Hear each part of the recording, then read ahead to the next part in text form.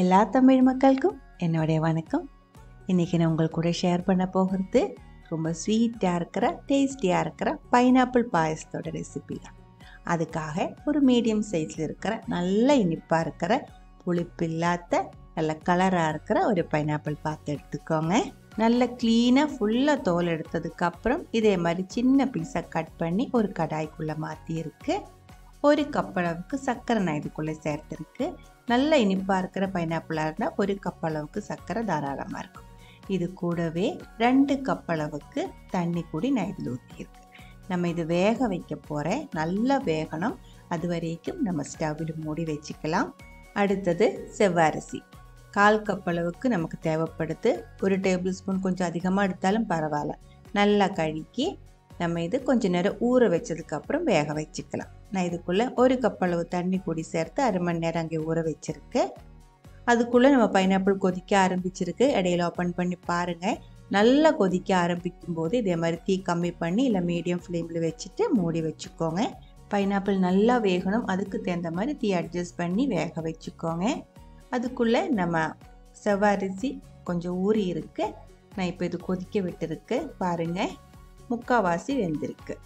கொஞ்சம் ஊற வச்சதுக்கப்புறம் கொதிக்க விட்டால் இது சீக்கிரம் வெந்துடும். அதனால தான் கொஞ்சம் ஊற வச்சதுக்கப்புறம் வேக விட்டுருக்கு. பைனாப்பிள் நல்லா கொதித்து அதில் நம்ம ஊற்றி இருக்கிற தண்ணி முக்கால்வாசி வற்றினதுக்கப்புறம் நம்ம வேக வச்சு எடுத்து வச்சுருக்கிற செவ்வரிசி பொடி அதுக்குள்ளே ஊற்றிக்கோங்க. நல்லா கலக்கி விட்டுக்கோங்க. நான் இது கூட 2 பிஞ்சு அளவுக்கு உப்பு பொடி சேர்க்கிறேன். அந்த சர்க்கரையோட டேஸ்ட் நல்லா பேலன்ஸ் பண்ணுறதுக்காக தான் உப்பு சேர்த்துருக்கு. நல்லா கலக்கி விட்டதுக்கப்புறம் மூடி வச்சுக்கோங்க. கொஞ்ச நேரத்துக்குள்ளே செவ்வரிசி பைனாப்பிள் நல்லா வெந்து இதே மாதிரி கொஞ்சம் திக்காக வந்துடும். செவ்வரிசி கண்டிப்பாக பைனாப்பிள் பாயசம் கூட சேர்க்கணும். அப்போ தான் டேஸ்டியாக இருக்கும். அடுத்தது நம்ம இதுக்குள்ளே சேர்க்கிறது 2.5 கப் அளவுக்கு மீடியம் திக்னஸில் இருக்கிற தேங்காய் பால் தான் ஊற்றணும். பசும்பால் ஊற்றக்கூடாது. 2.5 கப் அளவுக்கு மீடியம் திக்னஸில் இருக்கிற 2ஆம் பால் இப்போ நம்ம ஊற்றிடலாம். பைனாப்பிள் நல்லா வெந்து செவ்வரிசி நல்லா வெந்து இதே மாதிரி திக்காக வந்ததுக்கப்புறம் மட்டும்தான் நம்ம தேங்காய் பால் ஊற்றணும். தேங்காய் பால் ஊற்றுற டைமில் தீ ரொம்ப கம்மி பண்ணி வச்சுக்கோங்க. பால் ஊற்றினதுக்கப்புறம் நல்ல ஒரு டைம் கலக்கி விட்டதுக்கப்புறம் தீ மீடியம் ஃப்ளேமில் வச்சு கைவிடாமல் இடையில நல்லா கலக்கி விட்டு இதை கொதிக்க விட்டுக்கலாம். தேங்காய் பால் ஊற்றினதுக்கப்புறம் உங்களுக்கு இனிப்பு கம்மியாக தோணுது அப்படின்னா இந்த டைமில் கொஞ்சம் சேர்த்துக்கலாம். பைனாப்பிள் பாயசம் செய்யறதுக்கு எப்போவுமே நல்ல இனிப்பாக இருக்கிற புளிப்பு சுத்தமாக இல்லாத பைனாப்பிள் தான் எடுக்கணும். நீங்கள் எடுக்கிற பைனாப்பிளுக்கு லைட்டாக கொஞ்சம் புளிப்பு இருந்தால் முதல்ல நீங்கள் சர்க்கரை சேர்க்காம தண்ணி மட்டும் ஊற்றி நல்லா வேக வைக்கணும். நல்லா வெந்து தண்ணி ஃபுல்லாக வற்றினதுக்கப்புறம் அதுக்குள்ளே 1 கப் அளவு சர்க்கரை சேர்த்துக்கோங்க.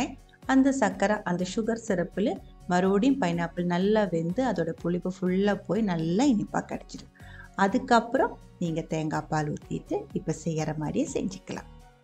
அந்த மாதிரி செஞ்சால் பைனாப்பிளோட புளிப்பு போய் நல்லா இனிப்பாக கிடச்சிடும். இப்போ நான் சேர்த்துருக்கிறது 1/2 டீஸ்பூன் அளவுக்கு ஏலக்காய் பவுடர் தான்.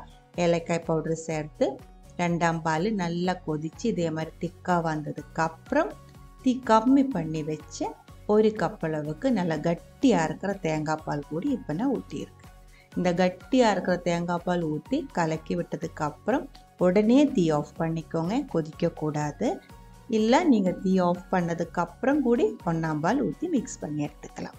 1ஆம் பால் ஊற்றினதுக்கப்புறம் இது கொதிக்க போயிடுச்சுன்னா இது பிரிஞ்சு போயிடும்னு சொல்ல மலையாளத்தில் கொஞ்சம் கெட்டு போன மாதிரி இருக்கும்.